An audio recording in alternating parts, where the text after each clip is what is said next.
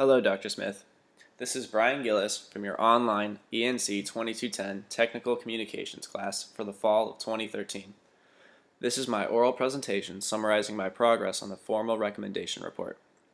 In this assignment, you asked us to review 3 links and analyze them based on Mike Markel's criteria for a successful page.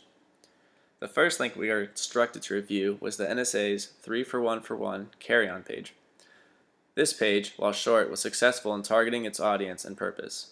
It speaks to the general population in an easy-to-understand language, while also being easy to navigate because of the many headers. One thing I believe the page fails in is that they show no graphics.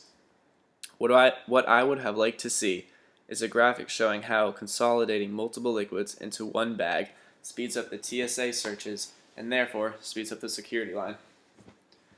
The second sample we were asked to analyze is the Koppler misuse and bad practice page. This page is very effective in relaying information to the reader.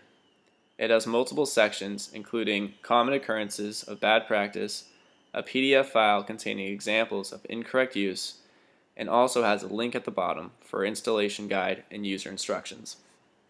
All of the necessary information is present on the page, and it even comes with multiple graphics depicting the message of the text.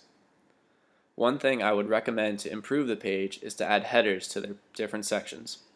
They seem to be really difficult to navigate through, and it slows down the reader from finding specific information that he or she may be looking for. This is the best example of meeting Markel's criteria out of the 3 links. The third link is the link to the Santa Fe Transient Student Instructions and Form. It is a page that is spot on with its target audience, using language and words that a college student is expected to know, and not dumbing it down for people who wouldn't need to be reading it. This page is set up as 2 different sections that are clearly labeled and defined, therefore there is no confusion in what you are reading. It also doubles as making the page easier to navigate through, if you are only looking for one of the sections to answer a question. The page clearly defines what is expected by becoming a transient student, and also links the student to multiple helpful pages, such as the Florida Academic Counseling and Tracking, a list of transient institutions, and also the Financial Aid Office. One thing I would recommend for this page is to add a little more graphics. The instructions listed on the page are very brief with each step. However, many of them are trivial, such as a step that says, "Select Next."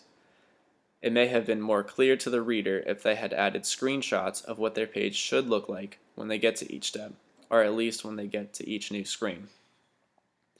That is all the work so far that I've completed on the final recommendation report.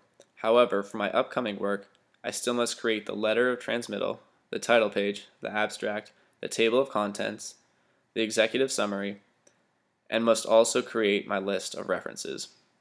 I believe I have completed the difficult part of this assignment and that I will be able to complete it by the assigned due date.